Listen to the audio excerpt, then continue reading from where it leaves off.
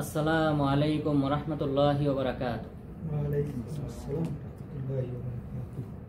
নাহমাদুহু ওয়া নুসাল্লি আলা রাসূলিহিল কারীম, আম্মা বা'দ। আউযু বিল্লাহি মিনাশ শাইতানির রাজীম। ওয়ান নাজমি ইযা হাওয়া মা দাল্লা সাহিবুকুম ওয়া মা গাওয়া ওয়া মা ইয়ানতিকু আনিল হাওয়া। সম্মানিত দিনী ভাইরা, আজকে আমরা যে সূরা নিয়ে তাফসীর করব তা হলো সূরাতুন নাজম। নাজম মানে তারকা। এই সূরাটি মক্কায় অবতীর্ণ হয়েছে। মহান রব্বুল আলামিন এই সূরার শুরুতেই তারকার কথা উল্লেখ করেছেন এবং সেই সুবাদে এই সূরার নাম নাজম হিসেবে, তারকা হিসেবে রাখা হয়েছে। এই সূরাতে আল্লাহ তাআলা বেশ কিছু ঘটনা উল্লেখ করেছেন। তার মধ্যে অন্যতম হলো মেরাজে যে সকল ঘটনা ঘটেছিল, সেই সকল ঘটনার কিছু ঘটনা আল্লাহ তাআলা এই সূরাতে আলোচনা করেছেন, উল্লেখ করেছেন। এরপর কিছু কিছু ব্যক্তির সাথে ঘটা কিছু ঘটনা আল্লাহ তাআলা উল্লেখ করেছেন। ওয়ালিদ বিন মুগীরা নামে একজন ব্যক্তি ছিল, মক্কার কুরাইশ কাফের। তার সাথে ঘটে যাওয়া একটা ঘটনার দিকে আল্লাহ তাআলা ইঙ্গিত দিয়েছেন। এইভাবে আরো কিছু বিচ্ছিন্ন ঘটনা এই সূরাতে উল্লেখ করা হয়েছে। সেই সাথে মক্কার কুরাইশদের দেব দেবী সম্পর্কে আলোচনা করা হয়েছে। তো মহান রব্বুল আলামিন প্রথম আয়াতে বলেছেন ওয়ান নাজমি ইদা হাওয়া, শপথ তারকার যখন তা অস্তমিত হয়। তারকা যখন ডুবে যায়, সেই ডুবে যাওয়া তারকার শপথ। তো সাধারণত তারকাগুলি আমরা যেটা দেখি আকাশে, এই তারকা আসলে ডোবে না, প্রকৃতপক্ষে ডোবে না। অর্থাৎ তারা তাদের কক্ষপথে ঘূর্ণায়মান, তারা ঘূর্ণায়মান রয়েছে, কিন্তু সূর্যের আলোর কারণে এটা আমরা দিনের বেলায় দেখতে পাই না। তো এটাকেই অস্তমিত বলা হয়েছে। সূর্যটাও তারকার একটা অংশ। সূর্যকেও একটা তারকা বলা হয়। তারকা বলা হয় যাদের নিজস্ব আলো আছে, যাদের নিজস্ব আলো আছে এবং যাদেরকে প্রদক্ষিণ করে অসংখ্য গ্রহ, তাকেই তারকা বলা হয়। তো সেই সুবাদে সূর্য একটা গ্রহ। তো এই সূর্যের আলোর কারণে আমরা অন্য গ্রহ গুলাকে বা তারকাকে দেখতে পাই না। তো মহান রব্বুল আলামিন সূর্য বা নক্ষত্রের ডুবে যাওয়ার শপথ করলেন। এরপরে বললেন মা দাল্লা সাহিবুকুম ওয়া মা গাওয়া, তোমাদের সাথী তথা মুহাম্মদ সাল্লাল্লাহু আলাইহি ওয়াসাল্লাম তিনি বিভ্রান্ত হন নাই, ওয়া মা গাওয়া পথভ্রষ্ট হন নাই। তাহলে মক্কার কুরাইশরা তারা যা মনে করেছিল যে রাসূল সাল্লাল্লাহু আলাইহি ওয়াসাল্লাম যে নতুন ধর্মের দিকে আহ্বান করতেছেন, প্রকৃতপক্ষে তিনি গুমরাহী হয়ে গেছেন, দেবদেবীর পূজা বর্জন করার কথা বলতেছেন। তারা বিভিন্ন নামকরণ করেছিল, তাকে পাগল বলে আখ্যায়িত করেছিল। আল্লাহ তাআলা বললেন তিনি পথভ্রষ্ট হন নাই, বিভ্রম হন নাই, বরং ওয়ামা ইয়ানতিকু আনিল হাওয়া, বরং তিনি যা বলেন সেটা একমাত্র ওহী ব্যতীত কিছুই নয়। তিনি যা বলেন সেটা নিজের মন গড়া কোনো কথা তিনি বলেন না। ওয়ামা ইয়ানতিকু আনিল হাওয়া, তিনি মন থেকে কোনো কথা বলেন না। ইন হুয়া ইল্লা ওয়াহয়ু ইউহা, তিনি যা বলেন সেটা হলো প্রত্যাদেশ, ওহী, আল্লাহ তাআলার পক্ষ থেকে ওহী। আল্লামাহু শাদীদুল কুওয়া, যাকে শিক্ষা দান করেছেন শক্তিশালী, প্রবল শক্তিশালী ব্যক্তি। মানে এই ইলমটা তাকে শিক্ষা দান করেছেন কে? প্রবল শক্তিধর ব্যক্তি। প্রবল শক্তিধর ব্যক্তি বলতে এখানে কাকে বোঝানো হয়েছে? জিবরিল আলাইহিস সালাম। তো জিবরিল আলাইহিস সালাম তাকে ইলম শিক্ষা দান করেছেন। যু মিররাতিন ফাস্তাওয়া, যিনি হলেন মিররা। মিররা বলা হয়, এখানে দুটি অর্থ রয়েছে। একটা অর্থ হলো মিররা বলা হয় আল কুওয়া আশ-শাদীদা, প্রবল শক্তিধর, অথবা এর আরেকটা অর্থ রয়েছে জু মিররা জু হুসন, সৃষ্টির দিক থেকে উত্তম চেহারা বিশিষ্ট। তা আল্লাহ তাআলা জিবরিল আলাইহিস সালামকে উত্তম চেহারা দিয়েছেন এবং সেই সাথে অন্যান্য ফেরেশতাদেরকেও উত্তম চেহারা দিয়ে আল্লাহ তাআলা সৃষ্টি করেছেন। তো তাই বলেছেন যে জু মিররা, যিনি হলেন প্রবল শক্তিধর অথবা উত্তম চেহারার অধিকারী, এমন ফেরেশতা তাকে শিক্ষা দান করেছেন। ফাস্তাওয়া, যিনি নিজ শক্তি বলে নিজ স্থানে স্বস্থানে তিনি পুনরায় স্থির হয়েছেন। তাহলে রাসূল সাল্লাল্লাহু আলাইহি ওয়াসাল্লাম জিবরিল আলাইহিস সালামকে তার যে প্রকৃত আকৃতি রয়েছে, রূপ রয়েছে, কাঠামো রয়েছে, সেই কাঠামোতে তিনি তাকে দেখেছিলেন মাত্র দুইবার। তার যে জিবরিল আলাইহিস সালামকে যে আকৃতি দিয়ে সৃষ্টি করা হয়েছে, সেই আকৃতিতে দেখেছেন মাত্র দুইবার। একবার দেখেছিলেন প্রথম যখন ওহী অবতীর্ণ করা হয়, প্রথম যখন ওহী অবতীর্ণ করা হয়, সেই ওহী অবতীর্ণ করার সময় তিনি একবার দেখেছিলেন পুরা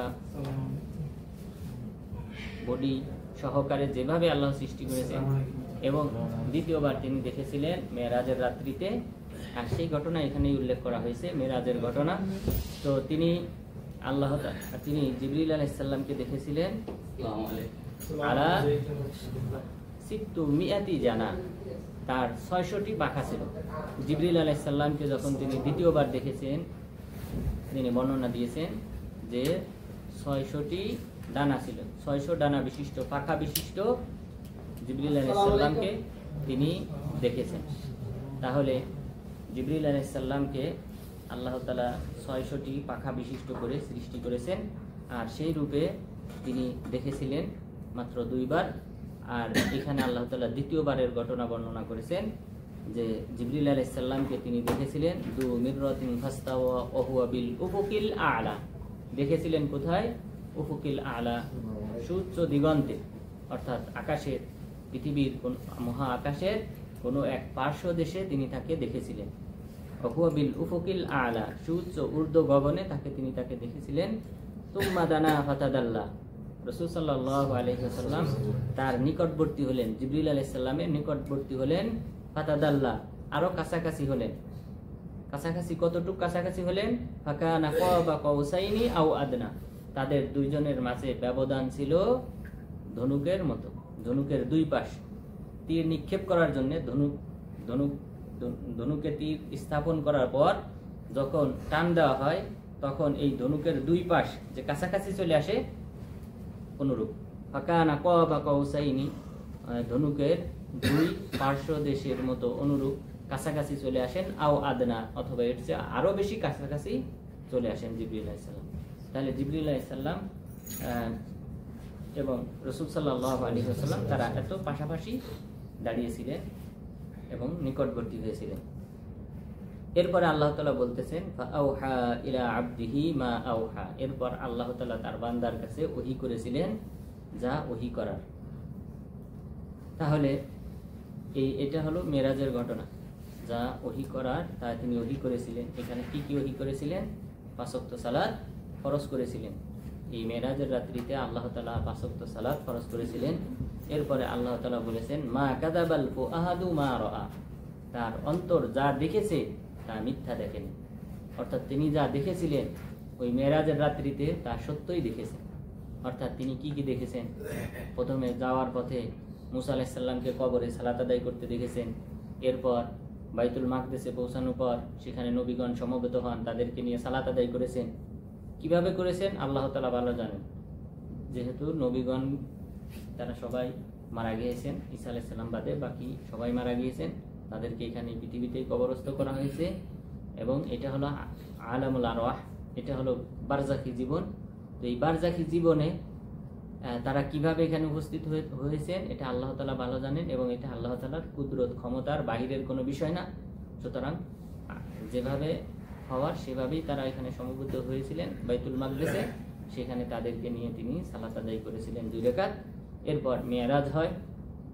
মেরাজের রাত্রিতে তিনি 7 আসমানের উপরে, প্রত্যেক আসমান অতিক্রম করার সময় ওখানে পাহারাদার ফেরেশতা জিজ্ঞাসা করেছিলেন কে এসেছে। তখন জিবরিল আলাইহিস সালাম বলতেন যে আমি এবং মুহাম্মদ, এবং পরবর্তীতে জিজ্ঞাসা করা হতো যে আপনার সাথে কে আছে, তখন বলতেন মুহাম্মদ, এবং জিজ্ঞাসা করতেন তাকে কি ডাকা হয়েছে কিনা, তখন তিনি বলতেন হ্যাঁ তাকে ডাকা হয়েছে, তখন গেট খুলতেন। তাহলে প্রত্যেক আসমানে কি আছে? পাহারাদার রয়েছে। কেউ চাইলেই যে এক আসমান ভেদ করে দ্বিতীয় আসমানে প্রবেশ করবে সেই সুযোগ নেই। এইভাবে প্রথম আসমানে দেখলেন আদম আলাইহিস সালামকে, প্রথম আসমানে আদম আলাইহিস সালামকে তিনি দেখলেন, এবং তিনি দেখলেন যে তার বাম পাশে তাকানোর পর তিনি কান্না করতেছেন, ডান পাশে তাকানোর পর তিনি হাসতেছেন। অর্থাৎ ডান পাশে যাদেরকে তিনি দেখতেছেন তারা হলো জান্নাতি, বাম পাশে যারা তার সন্তানদের মধ্য থেকে যারা জাহান্নামী তাদেরকে দেখে তিনি কাঁদতেছিলেন। এরপর দ্বিতীয় আসমানে গেলেন। দ্বিতীয় আসমানে দেখা হয় ঈসা আলাইহিস সালামের সাথে। ঈসা আলাইহিস সালামের সাথে সেখানে দেখা হয়, তার সাথে সেখানে দেখা হওয়ার পর রাসূল সাল্লাল্লাহু আলাইহি ওয়াসাল্লাম তুলনা করেছেন যে পৃথিবীতে শানু গোত্রের মতোই তিনি বিশিষ্ট একজন ব্যক্তি বর্ণনা দিয়েছিলেন। এরপর তৃতীয় আসমানে ইউসুফ আলাইহিস সালাম তার সাথে তিনি সাক্ষাৎ করেন এবং তার চেহারা বর্ণনা করেছেন ওরতিয়া শাতরুল হুসন, পৃথিবীর অর্ধেক সৌন্দর্য তাকে দেওয়া হয়েছে। এরপর চতুর্থ আসমানে যাওয়ার পর ইদ্রিস আলাইহিস সালামের সাথে তিনি সাক্ষাৎ করেন। পঞ্চম আসমানে যাওয়ার পর হারুন আলাইহিস সালামের সাথে সাক্ষাৎ করেন। ষষ্ঠ আসমানে মূসা আলাইহিস সালামের সাথে সাক্ষাৎ করেন। এরপর সপ্তম আসমানে গিয়ে ইব্রাহিম আলাইহিস সালামের সাথে সাক্ষাৎ করেন। তারপর যাওয়ার সময় এবং আসার সময় উভয় অবস্থায় সবার সাথে সাক্ষাৎ হয়। সাক্ষাৎ হওয়ার পর এরপর সিদরাতুল মুনতাহাতে যান। যে তিনি কি কি দেখেছেন সেই বিষয়টাই উল্লেখ করার চেষ্টা করব। তিনি সিদরাতুল মুনতাহা একটা বড়ই গাছ, সেই বড়ই গাছ দেখলেন। সেই বড়ই গাছের পাতা ছিল হাতির কানের মতো, হাতির কানের মতো ছিল পাতা, এমন বড়, যা সহিহ মুসলিমে 173 নং হাদিসে উল্লেখ করা হয়েছে। এরপর এই বড়ই গাছের যে ফলগুলি আছে এই ফলগুলি ছিল কাল জাররার, জাররার বলা হয় কলসি। ইয়ামানিরা যে মাটির কলসি ব্যবহার করত, এই মাটির কলসির মতো বড় পানি রাখার পাত্র, তো এরকম বড় তিনি বড়ই ফল দেখতে পেলেন। এরপর তিনি দেখতে পেলেন যেটা পরবর্তীতে আসতেছে, পরবর্তী আয়াতে আল্লাহ তাআলা উল্লেখ করেছেন যে তিনি দেখলেন স্বর্ণের প্রজাপতি, ফারাশুম মিনাজ যাহাব, স্বর্ণের প্রজাপতি এসে এই গাছটাকে ছেয়ে নিল। তাহলে আমরা জানি বড়ই গাছে সাধারণত প্রজাপতি আসে, অনেক প্রজাপতি উড়াউড়ি করে, তো ওই বড়ই গাছেও তিনি স্বর্ণের সোনালী কালারের প্রজাপতি উড়াউড়ি করতে দেখেছেন। এরপর আরো উপরে রাসূল সাল্লাল্লাহু আলাইহি ওয়াসাল্লাম যান, আল্লাহ তাআলার সাথে সাক্ষাৎ করেন। সেখানে আল্লাহ তাআলার সাথে সাক্ষাৎ তিনি এত কাছাকাছি গিয়েছিলেন যে ইয়াসমাউ তাসরিফ আল আকলাম, কলমগুলি আল্লাহ তাআলার দরবারে যে কোথায় কি ঘটবে এই বিষয়ে কলমগুলি যে লেখালেখি করে, এই লেখালেখির শব্দ তিনি শুনতে পেয়েছেন। তাহলে অধিক কাছাকাছি গিয়েছিলেন। তবে চোখের মাধ্যমে বা সরাসরি আল্লাহ তাআলার চেহারা দেখেছেন কিনা দেখেন নাই, এটাই সঠিক রিওয়ায়াত। কারণ রাসূল সাল্লাল্লাহু আলাইহি ওয়াসাল্লামকে জিজ্ঞাসা করা হয়েছিল হাল রাআইতা রাব্বাক, আপনি কি আপনার রবকে দেখেছেন? তখন তিনি বলেছিলেন নূরুন আন্নী আরা, নূরের পর্দার আড়ালের কারণে আমি কিভাবে আল্লাহ তাআলাকে দেখব, তিনি এটা বলেছেন। তাহলে নূরের পর্দার কারণে, আড়ালের কারণে তিনি তাকে দেখেন নাই, কিন্তু কাছাকাছি গিয়েছেন, কথোপকথন হয়েছে, সরাসরি কথোপকথন হয়েছে, সাক্ষাৎ হয়েছে। আর নূরের বিষয়টা যেহেতু আপনারা জানেন, মুসা আলাইহিস সালাম দেখতে চেয়েছিলেন আল্লাহ তাআলাকে, আল্লাহ তাআলা বলেছিলেন ওয়ালাকিন ইনজুর ইলাল জাবালি ফাইন ইসতাকাররা মাকানাহু ফাসাউফা তারানি, তুমি এই পাহাড়ের দিকে তাকাও, পাহাড় যদি স্থির থাকে তাহলে অচিরেই তুমি আমাকে দেখতে পাবে। তো এই পাহাড়ের দিকে আল্লাহ তাআলা ওই নূরের যে পর্দা, এই নূরের যে ঝলক, এই ঝলকটা ফেলেছিলেন। ঝলকটা ফেলার পর পাহাড়টা পুড়ে যায়, তো পুড়ে যায়, মুসা আলাইহিস সালাম বেহুশ হয়ে পড়ে যান। তো সুতরাং যেহেতু পাহাড়টা স্থির থাকতে পারে না এবং পার্থিব জীবনের এই চোখের মাধ্যমে আল্লাহ তাআলাকে দেখা সম্ভব না, তো এই কারণে রাসূল সাল্লাল্লাহু আলাইহি ওয়াসাল্লাম আল্লাহ তাআলাকে স্বচক্ষে দেখেন নাই, তবে স্বপ্নে দেখেছেন। সুনান তিরমিজিতে রাসূল সাল্লাল্লাহু আলাইহি ওয়াসাল্লাম বলেছেন যে আল্লাহ তাআলা তার কাঁধে হাত রাখলেন, হাত রাখার পর তিনি বলতেছেন আমি এই ঠান্ডা অনুভব আমি করেছি। তো এরপর কিছু কথোপকথন হয়। তাহলে স্বপ্নের মাধ্যমে রাসূল সাল্লাল্লাহু আলাইহি ওয়াসাল্লাম আল্লাহ তাআলাকে দেখেছেন কিন্তু স্বচক্ষে দেখেন নাই। আর এখানে আল্লাহ তাআলার সাথে সাক্ষাৎ হয়, সাক্ষাৎ হওয়ার পর আল্লাহ তাআলা তার উপর 5 ওয়াক্ত সালাত ফরজ করেন। এটা হলো মেরাজের ঘটনা, যেটা সূরা ইসরাতে উল্লেখ করা হয়েছে। সূরা ইসরাতে উল্লেখ করা হয়েছে শুধুমাত্র মক্কা থেকে, বাইতুল্লাহ থেকে নিয়ে বাইতুল মাকদেস পর্যন্ত যে সফর, সেই সফরের বিষয়টা আল্লাহ তাআলা উল্লেখ করেছেন। সুবহানাল্লাযী আসরা বিআবদিহি লাইলাম মিনাল মাসজিদিল হারাম ইলাল মাসজিদিল আকসাল্লাযী বারাকনা হাওলা। আল্লাহ তাআলা বলেছেন সেই সত্তার প্রশংসা যিনি তার বান্দাকে রাতের কিছু অংশে বাইতুল্লাহ থেকে নিয়ে বাইতুল মাকদেস পর্যন্ত ভ্রমণ করিয়েছেন। তো এখানে আল্লাহ তাআলা যেটা বলেছেন এটাকে বলা হয় ইসরা। তাহলে বাইতুল্লাহ থেকে নিয়ে বাইতুল মাকদেস পর্যন্ত ফিলিস্তিনের এটাকে বলা হয় ইসরা। আর বাইতুল মাকদেস থেকে নিয়ে সিঁড়ি নেমে আসে, সেই সিঁড়িতে করে তিনি 7 আসমান পাড়ি দেন, এটাকে বলা হয় মেরাজ। এটা কোরআনে উল্লেখ হয়নি, তবে শব্দটা উল্লেখ হয় না, কিন্তু কোরআনের ঘটনায় এই যে সূরা নাজমে উল্লেখ হয়েছে ঘটনাগুলি, যে সেগুলি উল্লেখ করা হয়েছে এখানে। তাহলে আল্লাহ তাআলা বললেন মা কাযাবাল ফুআদু মা রাআ, অন্তর যা দেখেছে তা ভুল দেখে নাই বা মিথ্যা দেখে নাই, বরং সেটা সঠিক ছিল। আফাতুমারুনাহু আলা মা ইয়ারা, তিনি যা দেখেছেন তা নিয়ে কি তোমরা ঝগড়া করো, বিবাদে লিপ্ত হও। এখানে আল্লাহ তাআলা বিবাদে লিপ্ত হওয়ার পিছনে কারণ আছে। তো রাসূল সাল্লাল্লাহু আলাইহি ওয়াসাল্লাম 7 আসমানের উপর যাওয়ার পর এরপর জান্নাত জাহান্নাম এগুলিও দেখেছেন, এরপর বাইতুল মাকদেস দেখেছেন। রাতের কিছু অংশে এই সফরটা ছিল। যখন সকালে তিনি মক্কার কুরাইশদেরকে সংবাদ দিলেন, তখন তারা এটা অস্বীকার করেছিল যে না, এটা সম্ভব না। বাইতুল মাকদেস এখান থেকে 1 মাসের দূরত্বের সফর, সেই সময়কার যুগে তিনি কিভাবে রাতের কিছু অংশে গিয়ে আবার ফিরে এসেছেন। তখন তারা বিবাদে লিপ্ত হলো এবং আবু বকর রাদিয়াল্লাহু আনহুর কাছে তারা ছুটে গেল, বলল যে দেখো তোমার বন্ধু কি বলে, শুনেছো তোমার বন্ধু এই কথা বলতেছে। তো আবু বকর রাদিয়াল্লাহু আনহু কিন্তু তখনও জানতেন না যে ঘটনা ঘটেছে। তখন তিনি বললেন যদি তিনি বলে থাকেন তাহলে সত্য বলেছেন। এই তখন থেকেই তাকে সিদ্দিক নাম দেওয়া হয়েছে, তখন থেকেই তাকে সিদ্দিক হিসেবে আখ্যায়িত করা হয়েছে। এরপর মক্কার কুরাইশরা রাসূল সাল্লাল্লাহু আলাইহি ওয়াসাল্লামকে প্রশ্ন করতে শুরু করলো যে তুমি তো বাইতুল মাকদেস দেখে এসেছো, আর বাইতুল মাকদেস সম্পর্কে তাদের ধারণা ছিল। তারা বলল তাহলে বাইতুল মাকদেসে কতটি খুঁটি আছে বলো, স্তম্ভ কতটি আছে, কোথায় কি আছে বর্ণনা জিজ্ঞাসা করলেন।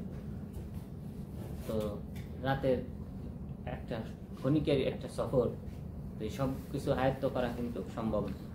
তো রাসূল সাল্লাল্লাহু আলাইহি ওয়াসাল্লামের কাছেও এটা সম্ভব ছিল না, তিনিও এটা বলতে পারেন নাই। তবে আল্লাহ তাআলা তার সামনে এই বাইতুল মাকদেসের পুরা কাঠামোটা পেশ করেন। এরপর তিনি দেখে দেখে বলে দেন, তারা যে প্রশ্ন করে সেই প্রশ্ন অনুযায়ী তিনি দেখে দেখে সব উত্তর তাদেরকে জানিয়ে দেন। তখন তারা বললে, তাদের মধ্য থেকে যারা জানতো, তখন বলল যে তিনি যা সংবাদ দিয়েছেন তা সত্য, তিনি যা সংবাদ দিয়েছেন তা সত্য, অর্থাৎ এই গেট সংখ্যা, তারপর স্তম্ভ সংখ্যা, এই বিষয়ে তিনি যা বলতেছেন সব বর্ণনা সত্য। তো তাহলে এখানে আল্লাহ তাআলা বললেন আফাতুমারুনাহু আলা মা ইয়ারা, তিনি যা দেখে এসেছেন তোমরা কি সেই বিষয়ে তর্ক বিতর্ক করো, ঝগড়া বিবাদ করো। ওয়ালাকাদ রাআহু নাজলাতান উখরা, তিনি জিবরিল আলাইহিস সালামকে আরো অন্য এক জায়গায়ও দেখেছিলেন। অর্থাৎ তাহলে আমরা বললাম প্রথমবার দেখেছিলেন যখন প্রথম যে কোরআন অবতীর্ণ হয় ইকরা বিসমি রাব্বিকাল্লাযী খলাক, এরপর সূরা মুজাম্মিল, মুদ্দাসির, এইগুলি কখন হয়?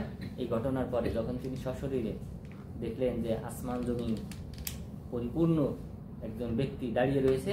জিবরিল আলাইহিস সালামকে যখন তিনি দেখলেন তখন তিনি অসুস্থ হয়ে যান এবং শরীরে জ্বর হওয়ার পর তিনি কম্বল গায়ে দিয়েছিলেন। আল্লাহ তাআলা সে সম্পর্কে আয়াত অবতীর্ণ করেছেন ইয়া আইয়ুহাল মুজাম্মিল, হে কম্বল আবৃত ব্যক্তি। এরপর ইয়া আইয়ুহাল মুদ্দাসসির, হে কাপড় আবৃত ব্যক্তি, আপনি ওঠেন, আপনার কওমকে সতর্ক করেন। তো ওই সময় প্রথমবার দেখেছিলেন। আর দ্বিতীয়বার এই মেরাজের রাত্রিতে সশরীরে জিবরিল আলাইহিস সালামকে দেখেছিলেন। আর আব্দুল্লাহ ইবনে মাসউদ রাদিয়াল্লাহু আনহু তিনি বলেছেন যে 600 পাখা বিশিষ্ট অবস্থায় জিবরিল আলাইহিস সালামকে দেখেছিলেন। তাহলে জিবরিল আলাইহিস সালামের 600টি পাখা ছিল। এরপর ইনদা সিদরাতিল মুনতাহা দেখেছিলেন কোথায়? ইনদা সিদরাতিল মুনতাহা, এই সিদরাতুল মুনতাহার নিকট। সিদরাতুল মুনতাহা একটা বড়ই গাছ, যেটা আমরা বললাম যে বড়ই গাছ, যেটা সহিহ বুখারীতে উল্লেখ হয়েছে, সহিহ মুসলিমেও আসছে। সহিহ মুসলিমের 173 নং হাদিস, ওখানে বলা হয়েছে এই সিদরাতুল মুনতাহা সম্পর্কে বর্ণনা দেওয়া হয়েছে। এবং এর পাতা ছিল কিসের মতো? হাতির কানের মতো। আর ফল ছিল কলসির মতো। ইয়ামানিরা যে কলসি ব্যবহার করতো তদানীন্তন কালে, সেই কলসির মতো এমন বড় ছিল। আর এখানকার যে প্রজাপতিগুলি ছিল সেগুলি স্বর্ণের প্রজাপতি ছিল। এরপর ইনদা সিদরাতুল মুনতাহা ইনদাহা জান্নাতুল মাওয়া, আর এই সিদরাতুল মুনতাহার নিকটেই হলো জান্নাতে মাওয়া। জান্নাতুল মাওয়া এটার ব্যাপারে, মাওয়া মানে আশ্রয় স্থল। তো আলেমগণ বিভিন্ন তাফসীর করেছেন। কেউ কেউ বলেছেন আল মাওয়া বলতে উদ্দেশ্য হলো যেহেতু এই জান্নাতুল মাওয়াতে আদম আলাইহিস সালাম এবং হাওয়া আলাইহিস সালাম তাদের দুইজনকে এখানে আশ্রয় দেওয়া হয়েছিল, তাহলে তারা প্রথমে যে জান্নাত থেকে পৃথিবীতে এসেছেন সেটা হলো জান্নাতুল মাওয়া, সেখান থেকে তাদেরকে এই পৃথিবীতে পাঠানো হয়েছে। দ্বিতীয় আরেকটি ব্যাখ্যা আলেমগণ করে থাকেন যে এখানে মুমিনদের আত্মা জান্নাতুল মাওয়াতে রাখা হয়, এটা দ্বিতীয় একটা ব্যাখ্যা, এই কারণে এটাকে জান্নাতুল মাওয়া বলা হবে। তাহলে এই জান্নাতুল মাওয়ার নিকট যেখানে রয়েছে সিদরাতুল মুনতাহা, এখানেই জিবরিল আলাইহিস সালামকে তিনি দ্বিতীয়বার দেখেছিলেন। ইদ ইয়াগশা সিদরাতা মা ইয়াগশা, স্মরণ করো সেই সময়ের কথা যখন এই সিদরাতুল মুনতাহাকে যা আচ্ছন্ন করে নেওয়ার তা আচ্ছন্ন করে নেয়। অর্থাৎ যেটা বললাম যে হঠাৎ করে তিনি দেখলেন যে এই প্রজাপতিগুলি এসে এই বড়ই গাছ ভরে গেছে, অর্থাৎ বড়ই গাছে এখানে অবস্থান নিয়েছে এই প্রজাপতিগুলি, স্বর্ণের প্রজাপতিগুলি এটাকে বেষ্টন করে নেয়। তাহলে আল্লাহ তাআলা বললেন ইদ ইয়াগশা সিদরাতা মা ইয়াগশা, বড়ই গাছকে যা আচ্ছন্ন করে নেওয়ার তা আচ্ছন্ন করে নিল, অর্থাৎ প্রজাপতিগুলি, স্বর্ণের প্রজাপতিগুলি। মা যাগাল বাসারু ওয়া মা তাগা, চক্ষু যা দেখেছে এটা দৃষ্টিভ্রম নয়, অমা তাগা এবং সীমালঙ্ঘনও নয়, বরং তিনি যা দেখেছেন তা সত্য দেখেছেন। তাহলে এটা কোনো কল্পকাহিনী নয়, বরং তিনি স্বচক্ষে এগুলি দেখেছিলেন। লাকাদ রাআ মিন আয়াতি রাব্বিহিল কুবরা, তিনি তার রবের বড় আয়াত নিদর্শনাবলী তিনি দেখেছেন। সেখানে আল্লাহ তাআলা বড় নিদর্শনের অন্তর্ভুক্ত জান্নাত, এরপর আরেকটা হলো জাহান্নাম, এগুলিও তিনি সেখানে দেখেছেন। আফারাআইতুমুল লাতা ওয়াল উজ্জা, এরপর আল্লাহ তাআলা তাদের এই লাত দেবদেবীর পূজা সম্পর্কে তাদেরকে সম্বোধন করেছেন যে তোমরা কি ভেবে দেখেছো লাত এবং উজ্জা মূর্তি সম্পর্কে? ওয়া মানাত আত-থালিসাতাল উখরা, এবং তৃতীয় আরো একটি মানাত মূর্তি, সে সম্পর্কে কি তোমরা ভেবে দেখেছো যে এগুলি আসলে এগুলোর উৎপত্তি কোথায়? অর্থাৎ আল্লাহ তাআলা তার বান্দাকে এত সুবিশাল নিদর্শন দেখিয়েছেন, সাত আসমানে নিয়ে গেছেন, সিদরাতুল মুনতাহা, জান্নাতুল মাওয়া, এরপরে বাইতুল মাকদেস ইত্যাদি ঘুরিয়েছেন। যে মহান আল্লাহ তাআলা, সেই মহান আল্লাহ তাআলাকে বাদ দিয়ে তোমরা যে সকল দেবদেবীর পূজা করো, লাত মানাত উজ্জা, সেই লাত মানাত উজ্জা সম্পর্কে কি ভেবে দেখেছো? তাদের সক্ষমতা, কুদরত এবং তাদের আসলে উদ্ভাবন কিভাবে হয়েছে সে সম্পর্কে কি তোমরা ভেবে দেখেছো? এই লাত মূর্তি ইবনে আব্বাস রাদিয়াল্লাহু আনহু তিনি বলেছেন কানা ইয়ালুত্তুস সাবিক, লাত মূর্তিটা তায়েফে ছিল। এখানে এই ব্যক্তিটা সাধারণত হাজীদেরকে যে ছাতু বানিয়ে খাওয়াতেন, হাজীদেরকে সেবা করতেন। ইয়ালুত্তুস সাবিক, ছাতু বানিয়ে হাজীদেরকে আপ্যায়ন করতেন। এই লোকটি মারা যাওয়ার পর যেহেতু তিনি ভালো কাজ করতেন, তার সম্মানার্থে তারা মূর্তি তৈরি করে এই মূর্তির পূজা শুরু করে। বলে উজ্জা, উজ্জা আসলে একটি গাছের নাম, এই গাছের তারা পূজা করত। এরপরে উজ্জা এই মূর্তিটা আসলে প্রকৃতপক্ষে আল্লাহ তাআলার নাম বিকৃত করে তারা এই নামগুলি রেখেছে। লাত তাহলে ইলাহ শব্দ থেকে পরিবর্তন করে লাত রেখেছে, উজ্জা আল্লাহ তাআলার আজিজ নাম পরিবর্তন করে তারা এই নামটা রেখেছে। ও মানাত, মানাত নামটা আল্লাহ তাআলার মান্নান নামকে পরিবর্তন করে রেখেছে।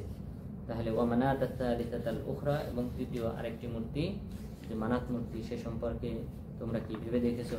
এবং তোমাদের যে আরো একটা অভ্যাস বা আরো একটা অভিযোগ যে তোমরা বলে থাকো আলাকুমুয যাকারু ওয়া লাহুল উনসা, তোমরা আল্লাহ তাআলার ক্ষেত্রে যে সাব্যস্ত করো যে ফেরেশতারা আল্লাহ তাআলার মেয়ে, তোমরা কি আলাকুমুয যাকারু ওয়া লাহুল উনসা, তোমাদের জন্য ছেলে সন্তান আর আল্লাহ তাআলার জন্য মেয়ে সন্তান। অর্থাৎ তারা মনে করতো যে ফেরেশতারা হলেন আল্লাহ তাআলার মেয়ে, আর মক্কার কুরাইশরা ছেলে সন্তান পছন্দ করতো না মেয়ে সন্তান? ছেলে সন্তান। ছেলে সন্তান পছন্দ করত, মেয়ে সন্তানকে তারা জীবন্ত প্রথিত করত, মাটিতে পুঁতে ফেলত। বিশেষ করে আজ বানু তামিম এই সকল গোত্রের লোকজন তারা জীবন্ত পতিত করত মেয়েদেরকে। তা আল্লাহ তাআলা তাদেরকে সম্বোধন করে বললেন যে আলাকুমুদ যাকারু ওয়া লাহুল উনসা, তোমাদের জন্য ছেলে সন্তান আর আল্লাহর জন্য মেয়ে সন্তান। যে ফেরেশতারা আল্লাহ তাআলার মেয়ে, তিলকা ইদান কিসমাতুন দীজা, এটা হলো অসম বন্টন। তোমরা যদি এইভাবে বন্টন করে থাকো তাহলে এটা অসম বন্টন। অর্থাৎ ফেরেশতারা আল্লাহ তাআলার মেয়ে নন, বরং ফেরেশতারা আল্লাহ তাআলার একটা সৃষ্টি। তোমরা কেন না জেনে এই জাতীয় মন্তব্য করো? তো ফেরেশতারা যদি আল্লাহ তাআলার মেয়ে হন তাহলে স্ত্রী কারা? হ্যাঁ, জিন জাতিদের নেতৃস্থানীয় যে সকল রমণী রয়েছে তাদেরকে তারা আল্লাহর স্ত্রী মনে করত, নাউজুবিল্লাহ। তো আল্লাহ তাআলা সেই আকীদা, ভ্রান্ত আকীদা, এটা রদ করে, প্রত্যাখ্যান করে আল্লাহ তাআলা এই আয়াত অবতীর্ণ করেছেন যে আলাকুমুজ যাকারু ওয়া লাহুল উনসা, যে তোমাদের জন্য ছেলে সন্তান, আল্লাহর জন্য মেয়ে সন্তান। তিলকা ইদান কিসমাতুন দীজা, এটা হলো একটা অসম বন্টন। ইনহিয়া, এরপর আল্লাহ তাআলা তাদের দেবদেবী সম্পর্কে যে বলেছেন, তোমরা কি ভেবে দেখেছো তোমাদের দেবদেবী সম্পর্কে? আলাকুমুজ যাকারু ওয়া লাহুল উনসা, এরপরে বললেন ইনহিয়া ইল্লা আসমাউন সাম্মাইতুমুহা আনতুম ওয়া আবাউকুম মা আনজালাল্লাহু বিহা মিন সুলতান। এই যে নামকরণ তোমরা করেছো, লাত, মানাত, উজ্জা, এগুলি হলো ইনহিয়া ইল্লা আসমাউন সাম্মাইতুমুহা আনতুম ওয়া আবাউকুম, এগুলি হলো শুধুমাত্র নাম, যেই নামকরণ তোমরা করেছো, তোমাদের পিতৃপুরুষরা করেছে। মা আনজালাল্লাহু বিহা মিন সুলতান, আল্লাহ তাআলা এর সপক্ষে কোনো প্রমাণ অবতীর্ণ করেননি, তোমাদেরকে নির্দেশ দেন নাই যে তোমরা দেবদেবী বানিয়ে তোমরা তার পূজা করো, এক আল্লাহর উপাসনা বর্জন করো। এই নির্দেশনা আল্লাহ তাআলা তোমাদেরকে দেন নাই। ইয়াত্তাবিউনা ইল্লা যন, তারা কেবলমাত্র ধারণা, অনুমানের অনুসরণকারী। ওয়ামা তাহওয়াল আনফুস, এবং তারা তাদের মনের প্রবৃত্তির অনুসরণকারী। ওয়ালাকাদ জাআহুম মির রাব্বিহিমুল হুদা, তাদের জেনে রাখা উচিত তাদের রবের পক্ষ থেকে হিদায়াতের আগমন ঘটেছে। অর্থাৎ রাসূল সাল্লাল্লাহু আলাইহি ওয়াসাল্লাম যেই কোরআন নিয়ে এসেছেন, যেই তাওহীদের আহ্বান করতেছেন, এটাই হলো তাদের রবের পক্ষ থেকে আসা হিদায়াত। আর এই মেরাজের ঘটনা ঘটেছিল কিন্তু এই মক্কা জীবনে, এটা ঘটেছিল মক্কাতে। সুতরাং মক্কাবাসীকে লক্ষ্য করে আল্লাহ তাআলা বলেছেন এই দেবদেবীর পূজা বর্জন করো, বরং যেই আল্লাহ তাআলা তাকে সাত আসমান ঘুরিয়েছেন, জান্নাত জাহান্নাম দেখিয়েছেন, সেই রবের দিকে তোমরা অভিমুখী হও।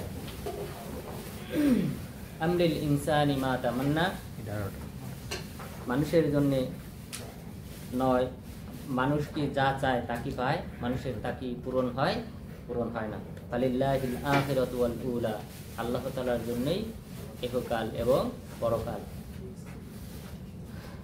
ওয়াকাম মিন মালাকিন ফিস সামাওয়াতি লা তুগনি শাফাআতুহুম শাইআন ইল্লা মিন বা'দি আন ইয়া'যানাল্লাহু লিমান ইয়াশাউ ওয়া ইয়ারদা। আসমানে অসংখ্য ফেরেশতা রয়েছে যাদের সুপারিশ আল্লাহ তাআলার দরবারে কোনো উপকারে আসবে না, তবে আল্লাহ তাআলার অনুমতি এবং সন্তুষ্টি ব্যতীত। তার মানে ফেরেশতাগণ সুপারিশ করবেন, কিয়ামত দিবসে তাদের সুপারিশ কাজে আসবে। তাদের জন্য যে সকল ব্যক্তিদের জন্য সুপারিশ করার অনুমতি আল্লাহ তাআলা দেবেন এবং যে সকল ব্যক্তিদের উপর আল্লাহ সন্তুষ্ট থাকবেন, তার মানে যাদের তাওহীদ থাকবে, ঈমান থাকবে অন্তরে, শিরকে কখনো লিপ্ত হয় নাই, এই সকল ব্যক্তিদের জন্য আল্লাহ তাআলা সুপারিশ করার অনুমতি দেবেন, তাহলে তারা সুপারিশ করবেন। কিন্তু কোনো ব্যক্তি যদি মুশরিক হয়, শিরকে লিপ্ত হয়, সেই ব্যক্তির প্রতি আল্লাহ তাআলা কি সন্তুষ্ট থাকবেন? থাকবেন না। সুতরাং তিনি সন্তুষ্ট না থাকলে তার সপক্ষে সুপারিশ করারও অনুমতি দেবেন না। তাহলে সুপারিশের মালিক হলেন একমাত্র আল্লাহ তাআলা, অন্য কোনো ফেরেশতা, নবী কেউ মালিক না। বরং তারা সুপারিশ করতে পারবেন কখন? যখন আল্লাহ তাআলা অনুমতি দেবেন এবং নির্ধারণ করে দেবেন। আল্লাহ তাআলা বলবেন না তুমি যাকে তাকে সুপারিশ করো, বরং নির্ধারণ করে দেবেন যার প্রতি আল্লাহ সন্তুষ্ট আছে তাদের মধ্য থেকে সুপারিশ করার অনুমতি দেবেন। তাহলে সুপারিশটা হবে তিন শ্রেণীর ব্যক্তিদের থেকে। প্রথম শ্রেণীর ব্যক্তি হলেন ফেরেশতাগণ, তারা সুপারিশ করবেন। এরপর নবীগণ সুপারিশ করবেন। এরপর মুমিনগণ সুপারিশ করবেন।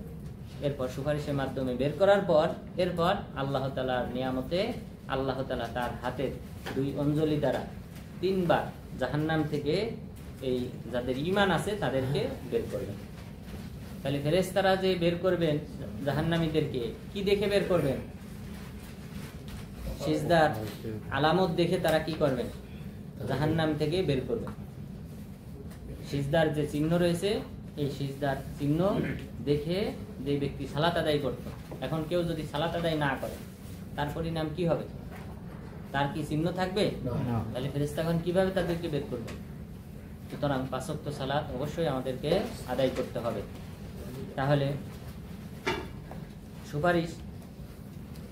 সুপারিশের মালিক আমরা জানলাম একমাত্র আল্লাহ তাআলা, আর আল্লাহ তাআলা অনুমতি দেবেন এবং কাদের পক্ষে সুপারিশ করতে হবে তাদের সংখ্যাও এবং ব্যক্তিদেরকেও আল্লাহ তাআলা নির্ধারণ করে দেবেন।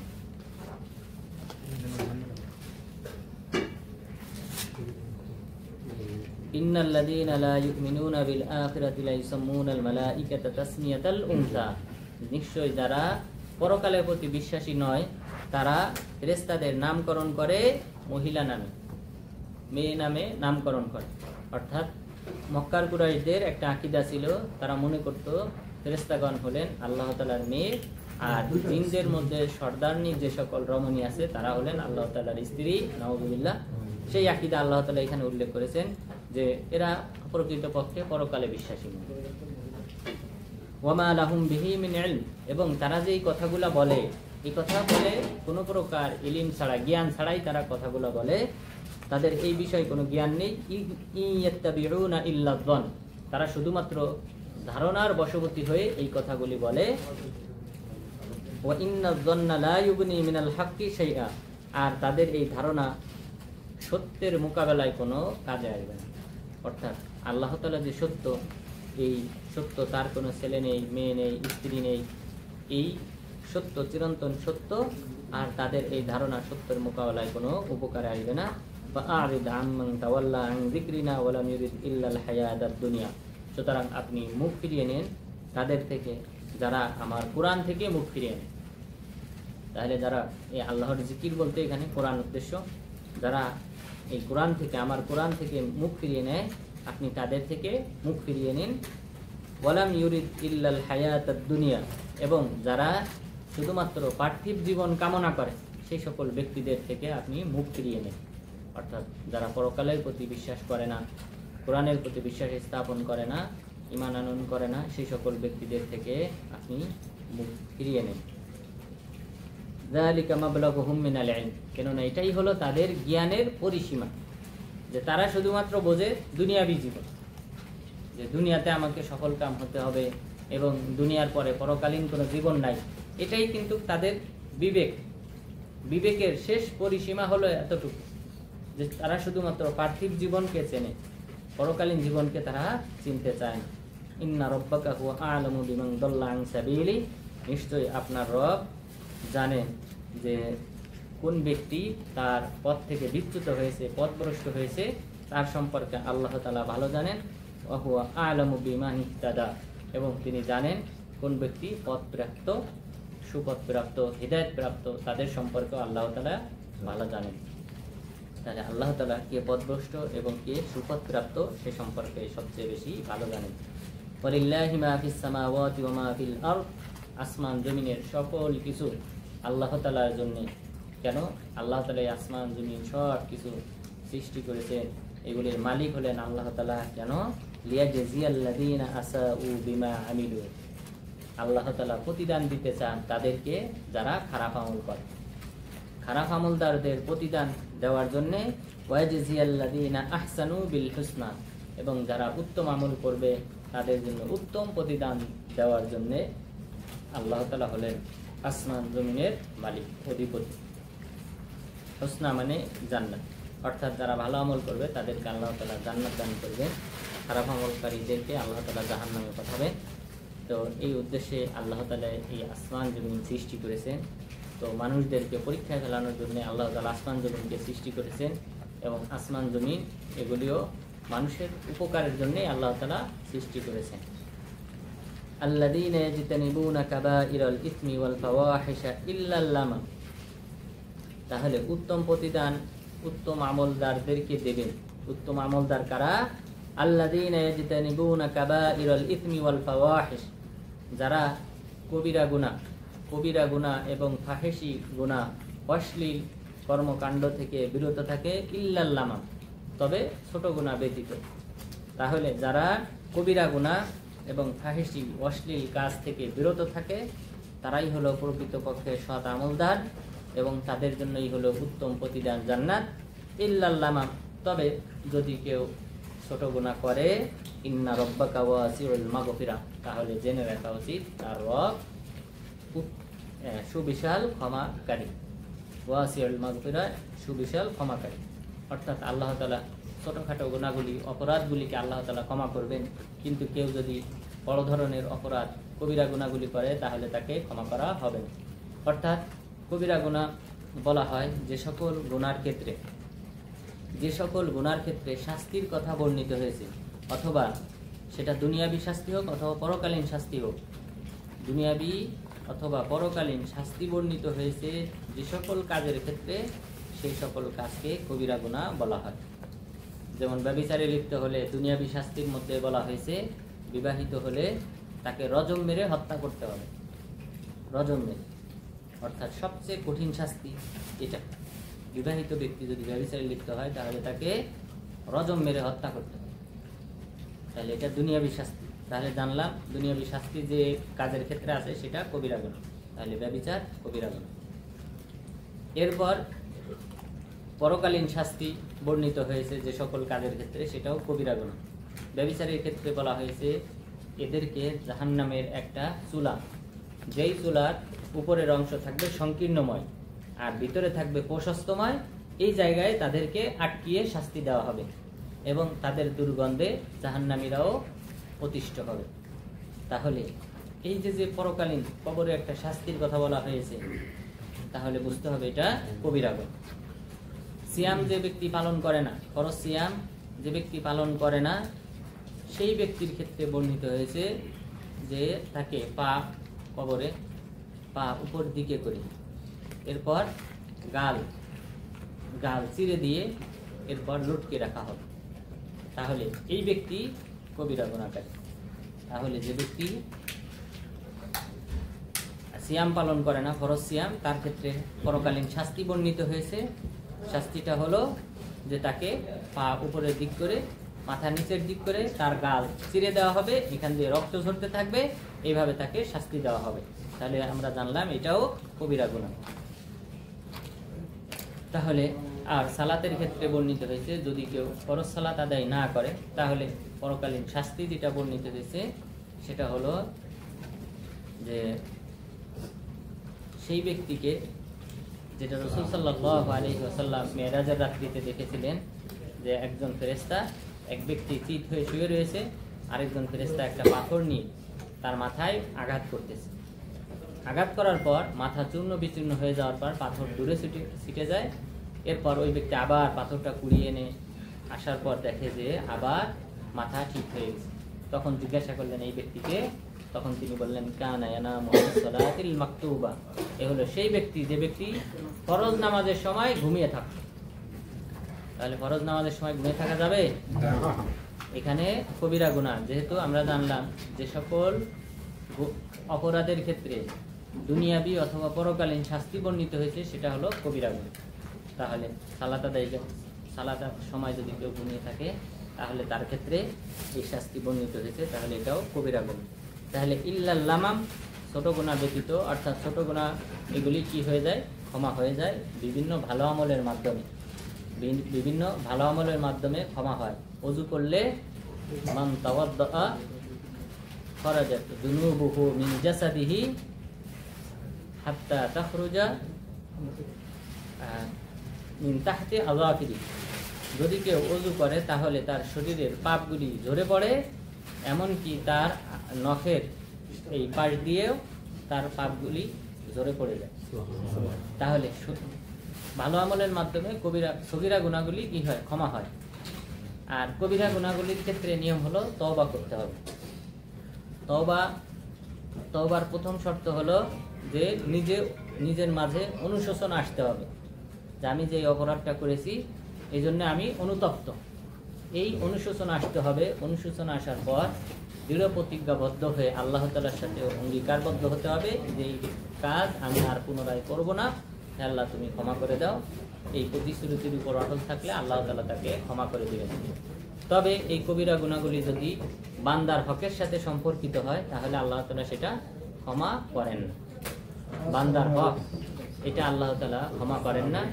তো সুতরাং আল্লাহ তাআলা এই আয়াতে যে কথা বলেছেন যে যারা উত্তম আমলদার তাদের জন্য উত্তম প্রতিদান তথা জান্নাত রয়েছে, আর তারা হলেন যারা কবিরা গুনাহ এবং ফাহেসি অশ্লীল কার্যক্রম থেকে এবং কথা থেকে বিরত থাকে তারা।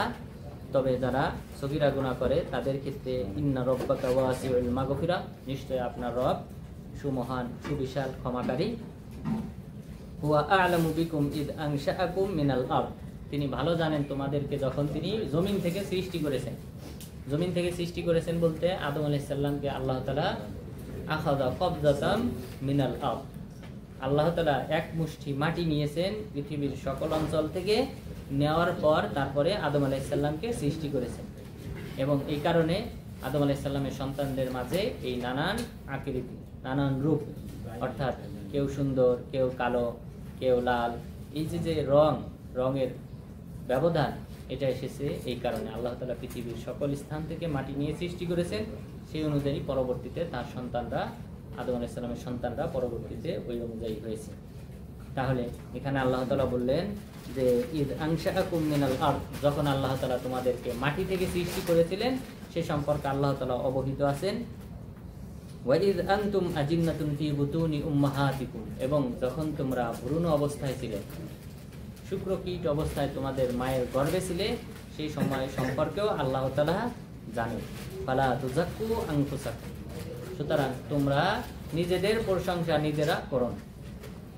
আল্লাহ তাআলা এখানে সতর্ক করে দিয়েছেন যে তোমাকে যে আমি মাটি থেকে সৃষ্টি করেছি এবং ভ্রূণ শুক্রকীট অবস্থায় যে ছিলে সেই সম্পর্কেও আমি অবহিত, সুতরাং তোমার প্রশংসা করার কিছু নেই, বরং প্রশংসা পাওয়ার যোগ্য একমাত্র আল্লাহ তাআলা। আল্লাহ তাআলা কোনো ব্যক্তিকে সম্মানিত করলে এটা আল্লাহ তাআলার বিশেষ রহমতে সম্মানিত করেন, সুতরাং এখানে নিজের আত্মপ্রশংসা করার কিছু নেই।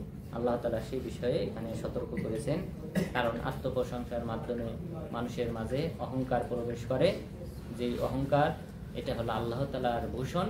আল্লাহ তাআলা বলেছেন হাদিসে কুদসিতে যে আল কিবরিয়া ও রিদা, যে গর্ব অহংকার এটা হলো আমার চাদর, আমার চাদর নিয়ে যদি কেউ টানাটানি করে তাহলে নিশ্চয়ই তার পতন অধপতন অনিবার্য। তো সুতরাং আল্লাহ তাআলা বান্দাদেরকে মানুষদেরকে নিজের প্রশংসা করতে নিষেধ করেছেন। ওয়া আ'লামু বিমান ইত্তাকা, আল্লাহ তাআলা ভালো জানেন তোমাদের মধ্যে কে মুত্তাকি আল্লাহওয়ালা, এটা আল্লাহ তাআলা ভালো জানেন, সুতরাং তোমাদের প্রশংসা করার কিছু নেই। এরপর আল্লাহ তাআলা আরেকটি বিচ্ছিন্ন ঘটনার কথা উল্লেখ করেছেন এখানে, যেটা মক্কার কুরাইশদের এক ব্যক্তি সম্পর্কে উল্লেখ করা হয়েছে। আফারাআইতাল্লাযী তাওয়াল্লা, আপনি কি ভেবে দেখেছেন সেই ব্যক্তি সম্পর্কে যে ব্যক্তি বিমুখ হয়ে গেছে ইসলাম থেকে, অর্থাৎ এই ব্যক্তি ইসলামের কাছাকাছি এসেছিলেন। ওয়ালিদ বিন মুগিরা, তিনি তার শিরকের ধর্মের উপর অটল ছিলেন। ওয়ালিদ বিন মুগিরা তো তিনি মক্কার কুরাইশদের মাঝে সবচেয়ে বিজ্ঞ ব্যক্তি ছিলেন, বিশেষ করে কবিতা ইত্যাদি সম্পর্কে তার সবচেয়ে বেশি ভালো ধারণা ছিল। তো মক্কাতে যখন রাসূল সাল্লাল্লাহু আলাইহি ওয়াসাল্লাম আত্মপ্রকাশ করলেন নবী হিসেবে, তখন তিনি বললেন মক্কার কুরাইশদেরকে যে আমি তার সাথে কথা বলতে চাই। যদি তিনি গণক ঠাকুর হন, কবি হন, তাহলে সেটা আমি বুঝতে পারবো, কারণ আমার চেয়ে তোমাদের মাঝে এখানে দ্বিতীয় কোনো ব্যক্তি নেই যে কবিতার যে পংক্তি আছে, মিল আছে, এই সম্পর্কে আমার চেয়ে বেশি জান। এই বলে তিনি রাসূল সাল্লাল্লাহু আলাইহি ওয়াসাল্লামের সাথে সাক্ষাৎ করেন, তার সাথে কথা বলেন। কথা বলার পর তিনি বুঝতে পারলেন যে এগুলি আসলে কবিতা না এবং গণক ঠাকুরের কোনো বাণী না, জাদুকরের কোনো কথা না। তখন তিনি ইসলাম গ্রহণের উপক্রম হন, অর্থাৎ ইসলাম গ্রহণের কাছাকাছি যান। কেউ কেউ বলেছেন তিনি ইসলামে প্রবেশও করেন। এরপর এই ব্যক্তি যখন প্রভাবিত হয়ে, অর্থাৎ রাসূল সাল্লাল্লাহু আলাইহি ওয়াসাল্লামকে সত্যবাদী হিসেবে জানার পর মক্কার কুরাইশদের কাছে ফিরে গেলেন। মক্কার কুরাইশরা বুঝতে পারলেন যে তিনি প্রভাবিত হয়েছেন। প্রভাবিত হয়েছেন এই কথা জানার পর আবু জাহেল প্রথম বাদা, যে এই হাদিসটি মুস্তাদরাক আলা সহিহাইন লিল হাকিম উল্লেখ হয়েছে, হাদিসটি ইমাম হাকিম, ইমাম যাহাবী রাহিমাহুল্লাহ, শেখ আলবানী রাহিমাহুল্লাহ তারা সহিহ বলেছেন, যে আবু জাহেল তখন বলে ফেলল যে মা তারদা আনকা কওমুক ইল্লা আন তাকুলা ফি, যে তোমার কওমের লোকজন তোমার এই কথায় বিশ্বাস করবে না যতক্ষণ পর্যন্ত না তুমি তার ব্যাপারে কোনো নির্দিষ্ট মন্তব্য করো। অর্থাৎ তুমি যে ইসলাম গ্রহণ করো নাই এই কথা তোমার কওমের লোকজন কেউ বিশ্বাস করবে না যতক্ষণ পর্যন্ত না তুমি তাকে গালি দাও। তখন সে বলল যে দানি উফাক্কির, আমাকে চিন্তা ভাবনা করার সুযোগ দাও। এরপর তিনি চিন্তা ভাবনা করলেন। তিনি এই কথাগুলি বলেছিলেন আবার পুনরায় আবু জাহেলকে সহ, যে আমার চেয়ে কবিতা সম্পর্কে তোমাদের কেউ বেশি জানে না, এবং গণক ঠাকুরদের বাণী সম্পর্কেও আমার চেয়ে কেউ বেশি জানে না, তিনি যা বলেছেন সব সত্য। এইভাবে স্বীকৃতি দেওয়ার পর তারপর আবু জাহেল ওই কথা বলল যে তোমার কওমের লোকজন তুমি তার ব্যাপারে বিরূপ মন্তব্য না করলে কেউ বিশ্বাস করবে না, বরং মনে করবে যে তুমি ইসলাম গ্রহণ করেছো। তখন সে বলল আমাকে মন্তব্য করার সুযোগ দাও, চিন্তা ভাবনা করার সুযোগ দাও। তখন চিন্তা ভাবনা করে সে বলল ইন হাযা ইল্লা সিহরুন ইউসার, সেই মন্তব্য করলো যেটা আল্লাহ তাআলা কোরআনে উল্লেখ করে দিয়েছেন, যে ইন হাযা ইল্লা সিহরুন ইউসার, এটা হলো একমাত্র জাদু, যে জাদু মানুষকে প্রভাবিত করে। নাউযুবিল্লাহ। সর্বশেষ তিনি এই কথা বলেছিলেন, মন্তব্য করেছিলেন, এবং পরবর্তীতে এই ব্যক্তি কাফের অবস্থায় মৃত্যুবরণ করেন। তাহলে এই ওয়ালিদ বিন মুগিরার ব্যাপারে আল্লাহ তাআলা এই আয়াত অবতীর্ণ করেছেন যে আফারাআইতাল্লাযী তাওয়াল্লা, আপনি কি ভেবে দেখেছেন সেই ব্যক্তি সম্পর্কে যে ব্যক্তি পশ্চাৎপসরণ করেছে, ওয়া আতা ক্বালীলা ওয়া আকদা, এবং সে কিছু দান করেছে। তাহলে এখানে দান করার সাথেও সম্পর্ক রয়েছে। সে হয়তো কোনো অর্থকড়ি দান করেছিল আল্লাহর রাস্তায় মুসলিমদের জন্য, ওয়া আকদা, এরপরে সে আবার বন্ধ করে দিয়েছিল। তাহলে দান করা আবার সে বন্ধ করে দিয়েছিল। আইনদাহু ইলমুল গায়বি ফাহুয়া ইয়ারা, তার নিকট কি গায়েবের সংবাদ রয়েছে, যে সংবাদের ভিত্তিতে সে তার এই দান বন্ধ করে দিয়েছে বা ইসলাম থেকে পশ্চাৎপসরণ করেছে। ফাহুয়া ইয়ারা, যে গায়েবটা সে দেখতে পায়। আমলাম ইউনাব্বা বিমা ফি সুহফি মূসা, নাকি তাকে সংবাদ জানানো হয় না যা মুসা আলাইহিস সালামের সহিফাতে উল্লেখ ছিল। সহিফা বলা হয় যে সকল কিতাব, পাণ্ডুলিপি, ছোট পাণ্ডুলিপি, অর্থাৎ কিতাব না, বড় কিতাব না, বরং ছোট কয়েক পৃষ্ঠা বিশিষ্ট পাণ্ডুলিপি, উপদেশমালা, এটাকে সহিফা বলা হয়।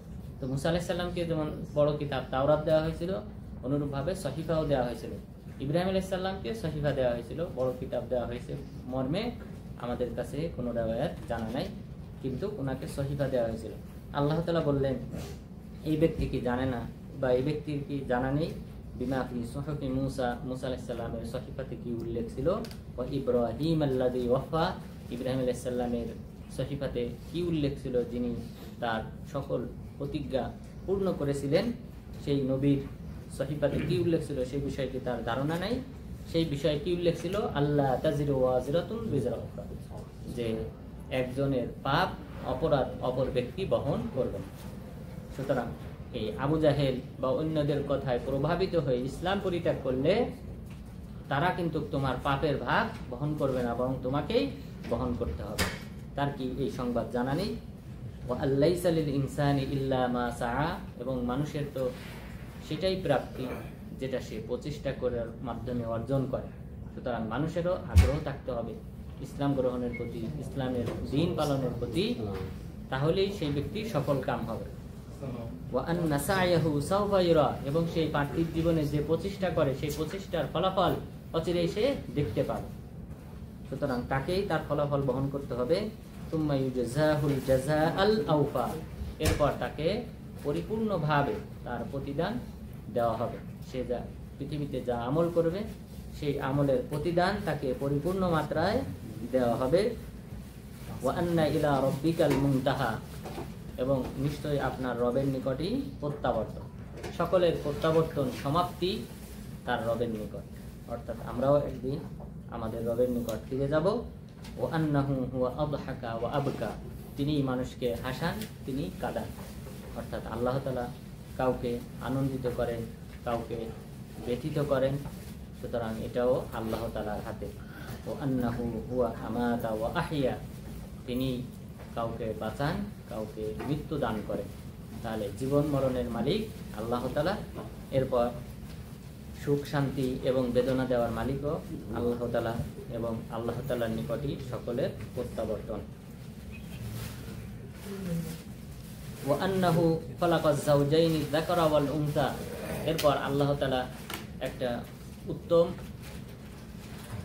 বন্ধনের কথা উল্লেখ করেছেন, যেটা আসলে পৃথিবীর যে মাহাব্বত রয়েছে সেই মাহাব্বতের মধ্যে সবচেয়ে উত্তম এবং শ্রেষ্ঠ একটা বন্ধনের কথা উল্লেখ করেছেন। ও আন্নাহু খালাকাজ যাওজাইন, আল্লাহ তাআলা যুগল সৃষ্টি করেছেন, স্বামী স্ত্রী সৃষ্টি করেছেন। আর যাকারা ওয়াল উনসা, নারী পুরুষের মাঝে, নারী পুরুষের মাঝে আল্লাহ তাআলা যুগল সৃষ্টি করেছেন। তো এই যে স্বামী স্ত্রীর বন্ধন, ভালোবাসা, এটা একটা বিশাল একটা বন্ধন, যেটা এটা আল্লাহ তাআলার পক্ষ থেকে দেওয়া।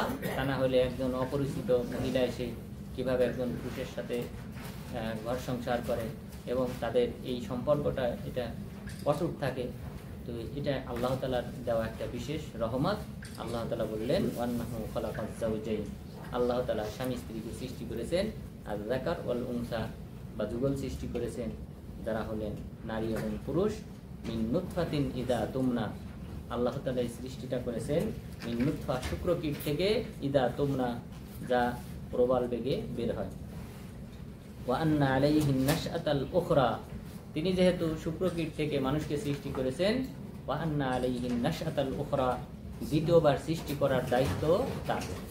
তাহলে পুনরুত্থান যে আল্লাহ তাআলা ঘটাবেন, দৃঢ়তার সাথে আল্লাহ তাআলা এখানে ব্যক্ত করেছেন ওয়া আন্না আলাইহিন নাশআতাল উখরা, দ্বিতীয়বার পুনরাবৃত্তি যে করা হবে, মানুষকে পুনরায় যে সৃষ্টি করা হবে, এটাও করা হবে আল্লাহ তাআলার একচ্ছত্র ক্ষমতা বলে। ওয়া আন্নাহু হুয়া আগনা ওয়া আকনা, আল্লাহ তাআলাই মানুষকে অভাবমুক্ত করেন, ওয়া আকনা, এবং সম্পদশালী করেন। তাহলে আল্লাহ তাআলা এখানে আল্লাহ তাআলা রুবুবিয়াত নিয়ে আলোচনা করা হচ্ছে এই আয়াতগুলিতে। আল্লাহ তাআলা যে রব, সৃষ্টিকর্তা, জীবনদাতা, মৃত্যুদাতা, রিজিকদাতা, এরপর আল্লাহ তাআলা মানুষকে সম্পদশালী বানান, এই বিষয়গুলি আল্লাহ তাআলার রুবুবিয়াতের সাথে সম্পর্কিত। অর্থাৎ তাওহীদ তিন প্রকার। এক প্রকার হলো রুবুবিয়া, আল্লাহ তাআলা সৃষ্টিকর্তা, রিজিকদাতা, পৃথিবী পরিচালনাকারী ইত্যাদি বিষয়কে বোঝায়, পুনরুত্থানকারী। আরেকটি বিষয় হলো যে তিনি যেহেতু সৃষ্টিকর্তা, সুতরাং উলুহিয়া, ইবাদত করার যোগ্য তিনি। আর তিনি যেহেতু সৃষ্টিকর্তা এবং সেই সাথে ইবাদত করার যোগ্য, সুতরাং তার বিশেষ কিছু নাম এবং গুণাবলী রয়েছে, যেই নাম এবং গুণাবলী তার ক্ষমতার জানানদাতা। তার এই নামের মাঝেই কিন্তু লুকায়িত রয়েছে এই ইবাদত করার কথা, এবং তিনি যে সৃষ্টিকারী সেই বিষয়গুলিও তার এই নামের মাঝেই উল্লেখ রয়েছে, যে নামের সংখ্যা অগণিত। তবে কোরআন হাদিসে আল্লাহ তাআলা যে সকল নাম উল্লেখ করেছেন সেগুলি আমরা ইতিমধ্যে জেনেছি, যেটা সহিহ হাদিস এবং আয়াত দ্বারা সাব্যস্ত, সেটা প্রায় 112টার মতো, বা সর্বশেষ আমরা 18টার মতো লিখেছিলাম। এখানে আয়াত থেকে ইস্তেমবাদ করে কিছু গবেষণা করে, আর কিছু আলেমদের ও উক্তি রয়েছে এই সব বিষয়ে। সব মিলিয়ে এই নামের ক্ষেত্রে আলেমদের যে ইখতিলাফ রয়েছে, তাতে প্রায় 250টার মতো নাম হয়, কিন্তু সেই নামগুলি আসলে নাম হিসেবে নয়, বরং সেগুলি সিফাত, গুণাবলী হিসেবে ধরা যায়। তো নাম হিসেবে যদি ধরা হয় তাহলে 112টার মতো হয় আল্লাহ তাআলার নাম, যেটা কোরআন এবং হাদিস থেকে আমরা জানি। কিন্তু অনেক নাম রয়েছে যেটা আল্লাহ তাআলা আমাদেরকে জানান নাই, এবং কিয়ামত দিবসে রাসূল সাল্লাল্লাহু আলাইহি ওয়াসাল্লামকে আল্লাহ তাআলা বিশেষ কিছু সিফাত জানাবেন, এবং লেওয়াউল হামদ, আল্লাহর প্রশংসার পতাকা তার হাতে তুলে দেবেন। সেই সকল বাক্যের মাধ্যমে তিনি আল্লাহর প্রশংসা করবেন। তো কিয়ামত দিবসে আল্লাহ তাআলা তার নিজের সম্পর্কে বিশেষ কিছু গুণাগুণ আমাদের নবীকে শিক্ষা দিবেন, তার মাধ্যমে তিনি তার প্রশংসা করবেন। এখানে আল্লাহ তাআলা তার এই রুবুবিয়াত সম্পর্কে উল্লেখ করেছেন যে তিনি ওয়া আন্নাহু হুয়া আগনা ওয়া আকনা, তিনি মানুষকে ধনী করেন, সম্পদশালী করেন, অভাবমুক্ত করেন। ওয়া আন্নাহু হুয়া রব্বুশ শি'রা, এরপর মক্কার কুরাইশদেরকে চ্যালেঞ্জ ছুড়ে দিয়ে আল্লাহ তাআলা এটাই বলেছেন ওয়া আন্নাহু হুয়া রব্বুশ শি'রা, তিনি হলেন তোমরা যে তারকার পূজা করো, শিয়রা নামক তারকার, সেই তারকার রব আল্লাহ তাআলা। মক্কার কুরাইশরা তারা বিশেষ করে বানু খুজা গোত্র উপাসনা করত এই শিয়রা নামক তারকা। এটা ইংরেজিতে সিরিয়াস স্টার বলা হয়। তো এই সিরিয়াস স্টার যেটা, এই শিয়রা নামক তারকা, এই তারকার পূজা করত খুজা গোত্র। খুজা গোত্রের মাঝে যিনি প্রথম এই তারকার পূজার উদ্ভাবন করেন তিনি ছিলেন ইবনু আবি কাবসা। এই ব্যক্তির নাম ছিল ইবনু আবি কাবসা। তো এই ব্যক্তি সর্বপ্রথম এই শিয়রা নামক তারকার পূজার দিকে মানুষদেরকে আহ্বান করেন। পরবর্তীতে এই খুজা গোত্র তারা এই শিয়রা নামক তারকার পূজা করে। আল্লাহ তাআলা তাদেরকে লক্ষ্য করে বললেন, তাহলে ইতিপূর্বে এই সূরাতে আরো আমরা 3টি মূর্তির নাম জানলাম, লাত, মানাত, উজ্জা। চতুর্থ মূর্তি হিসেবে আল্লাহ তাআলা এখানে উল্লেখ করলেন শিয়রা নামক তারকার কথা, যে আন্নাহু হুয়া রাব্বুশ শিয়রা, তিনি শিয়রা নামক তারকার রব। তো শিয়রা তারকার তাহলে উদ্ভাবক ছিল ইবনু আবি কাবসা। এই ইবনু আবি কাবসা শব্দটা আবু সুফিয়ান যখন তিনি কাফের ছিলেন তখন রাসূল সাল্লাল্লাহু আলাইহি ওয়াসাল্লামের ক্ষেত্রে ব্যবহার করেছিলেন এই শব্দটি। যখন হিরাক্লিয়াস, রোমের বাদশা, বর্তমান ইটালি, এই ইটালির বাদশা যিনি শাসন করতেন এই সিরিয়া, বর্তমান সিরিয়া, এখানে আবু সুফিয়ানের সাথে সাক্ষাৎ হয়। আবু সুফিয়ানের কাছে কিছু প্রশ্ন করেন রাসূল সাল্লাল্লাহু আলাইহি ওয়াসাল্লাম সম্পর্কে জানার জন্য। কারণ ওই সময়, তদানীন্তন সময়ে ইহুদি এবং খ্রিস্টানদের মাঝে একথা ব্যাপকভাবে ছড়াছড়ি হয় যে শেষ নবীর আগমন ঘনিয়ে এসেছে। তারা প্রতীক্ষায় ছিল, শেষ নবীর আগমন ঘনিয়ে এসেছে, এই বিষয়টা তাদের মাঝে, এটা মোটামুটি সবার মাঝে ছড়াছড়ি ছিল। খ্রিস্টানরা মনে করতো তাদের মধ্য থেকে আসবে, ইহুদিরা মনে করতো তাদের মধ্য থেকে আসবে, এবং কোথায় আসবে সেই বিষয়টাও তাওরাতে, ইনজিলে উল্লেখ ছিল। এই কারণে মদিনাতে যে 3টি গোত্র ইহুদিদের, বানু কুরাইজা, বানু কাইনুকা এবং বানু নাদির, এই 3টি গোত্র মূলত শাম দেশ থেকে এখানে এসে বসবাসের পিছনে মূল কারণ ছিল যে সেই নবীর, শেষ নবীর হিজরতের স্থান হবে এই খেজুর বৃক্ষ বিশিষ্ট অঞ্চলে, এবং তারা সেটা নির্ণয় করে যে সেটা মদিনা। এই ইয়াসরিব, সেই ইয়াসরিবে এসে তারা অবস্থান করতে শুরু করে। তাদের উদ্দেশ্য ছিল এই নবীকে স্বাগত জানানো, এই নবীর প্রতি ঈমান আনয়ন করা। এই জন্য তারা এখানে প্রতীক্ষায় ছিল, এবং এখানকার যে সকল আউস এবং খাজরাজ গোত্র যারা মূর্তির পূজারী ছিল, এদেরকে তারা হুমকি দিত যে সর্বশেষ নবী যখন আসবে তখন আমরা তোমাদের প্রতিশোধ নেব, তোমাদেরকে হত্যা করব। এইভাবে আউস খাজরাজ গোত্রকে তারা হুমকি দিত, তারা মূর্তির পূজারী ছিল। কিন্তু যখন তিনি আসলেন তখন তার বিপরীতটা ঘটল। তখন আউস খাজরাজ ইসলাম গ্রহণ করলো, ইহুদিরা বিরোধিতা শুরু করলো। তো হিরাক্লিয়াস যখন তিনি জানতে পারলেন যে একজন ব্যক্তি, কারণ রাসূল সাল্লাল্লাহু আলাইহি ওয়াসাল্লাম চিঠি দিয়েছিলেন সকল বাদশার কাছে, চিঠি দিয়েছিলেন যে ইসলাম গ্রহণের জন্য। তো হিরাক্লিয়াসের কাছেও একটা চিঠি যায়, সেখানে তিনি ইসলাম গ্রহণের প্রতি আহ্বান জানান, এবং তিনি সেখানে হিরাক্লিয়াসকে আজিমুর রুম, রোমের মহান ব্যক্তি বা নায়ক, এই শব্দ ব্যবহার করেছিলেন, এবং তাকে সম্বোধন করেছিলেন যে তুমি ইসলাম গ্রহণ করো, যদি ইসলাম গ্রহণ না করো তাহলে ইন্না আলাইকা ইসমুল আরিসিগিন, যে সকল প্রজা আছে সকল প্রজার পাপ তোমার উপর বর্তাবে। এইভাবে চিঠি পাওয়ার পর তিনি ভাবলেন কি করা যায়। তিনি আবু সুফিয়ানের বাহিনী যখন তারা ব্যবসার উদ্দেশ্যে শাম দেশে যায় তাদেরকে ডাকলেন। তার রাজদরবারে ডাকার পর তিনি বললেন তোমাদের মধ্যে সবচেয়ে বেশি নিকটবর্তী কে? তখন আবু সুফিয়ান বললেন আমি তার বংশের দিক থেকে আমি তার নিকটবর্তী। তখন বললেন বাকিদেরকে, তাকে সামনে আসতে বললেন, বাকিদের বললেন তোমরা পিছিয়ে বসো, আর আমি তাকে কিছু প্রশ্ন করব, সে যদি ভুল উত্তর দেয় তোমরা দড়িয়ে দেবে, অর্থাৎ সেজন্য মিথ্যা না বলে। তখন যে সকল প্রশ্ন করেছিলেন সেই প্রশ্নের মাঝে একটা প্রশ্ন ছিল যে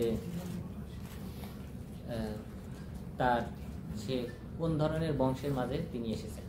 তখন তিনি বললেন উচ্চ বংশে তিনি জন্মগ্রহণ করেছেন। এরপর বললেন তার প্রতি কারা ঈমান আনয়ন করে। তখন তিনি বললেন সাধারণ মানুষ যারা আছে এরাই বেশি ঈমান আনয়ন করে, অর্থাৎ সমাজের যারা প্রভাবশালী এই সকল ব্যক্তিরা ঈমান আনে নাই। এরপর বললেন যারা ঈমান এনেছে তারা কি ঈমান থেকে বিচ্যুত হয় কিনা, মুরতাদ হয়ে যায়, তখন বললেন যে না, কেউ মুরতাদ হয় না। এই সকল প্রশ্নের মাধ্যমে তিনি জানতে পারলেন যে এটা নবীদের বৈশিষ্ট্য। আল্লাহ তাআলা যখন কোনো নবীকে পাঠিয়েছেন সুউচ্চ বংশে পাঠিয়েছেন, এবং নবীর অনুসারীর সংখ্যা প্রথম পর্যায়ে যারা থাকতো সাধারণত তারা সাধারণ মানুষরাই থাকতো। এরপর ঈমান যখন কোনো ব্যক্তি আনতো তখন সাধারণত কেউ মুরতাদ হয় না, এটাই স্বাভাবিক। তো এইভাবে প্রশ্ন করার পর হিরাক্লিয়াস যে মন্তব্য করেছিলেন, তিনি বলেছিলেন যে আমার পক্ষে যদি সম্ভব হতো তাহলে আমি তার মদিনাতে গিয়ে আমি তার পা ধৌত করে দিতাম, লাগসল কদামাই, আমি তার পা ধৌত করে দিতাম, ওয়ালা তাজাশামতু লিকাআহু, এবং এই সফরের জন্য যে কষ্ট স্বীকার করা দরকার সেটা আমি স্বীকার করতাম। এবং তিনি বললেন ওয়া ইন্নামা তাকুল হাক্কা সায়ামলিকু মা তাহতা কদামাই, যে তুমি যা বলেছো তা যদি সত্য হয়ে থাকে তাহলে জেনে রেখো আমার দুই পায়ের এই জমিনের মালিকও তিনি হবেন।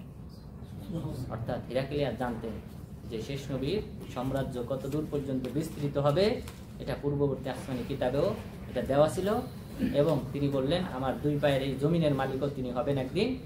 তো তিনি ইসলাম গ্রহণ করার উপক্রম হয়েছিলেন, কিন্তু তার দরবারের ব্যক্তিরা যারা ছিল তারা তার বিরুদ্ধে হট্টগোল শুরু করল। তিনি যখন এই কথাগুলি বললেন, তার মানে ঈমান আনা মানে ক্ষণিকের ব্যাপার। তো এই কথাগুলি শোনার পর তার দরবারের যে সকল রুমের লোকজন ছিল তারা হট্টগোল শুরু করলো। তখন তিনি আবু সুফিয়ান এদেরকে বের করে দিলেন এবং ওদেরকে পুনরায় ডেকে তাদের সাথে পুনরায় মিটিং করলেন। আবু সুফিয়ানকে যখন বের করে দেওয়া হয় তখন তিনি মন্তব্য করলেন, লাকাদ আমিরা আমরু ইবনু আবি কাবশা, ইবনু আবি কাবশার বিষয়টা মহান হয়ে গেছে, যে এমনকি বানুল আসফারের মালিক যিনি বাদশাহ, অর্থাৎ রুমের যে বাদশাহ, তিনিও ভয় পান তাকে। তো এখানে তিনি আবু সুফিয়ান যে মন্তব্য করেছিল যে ইবনু আবি কাবশা, আবু কাবশার ছেলের বিষয়টা বিরাট আকার ধারণ করেছে, যে এখন রুমের বাদশাও তাকে ভয় পায়।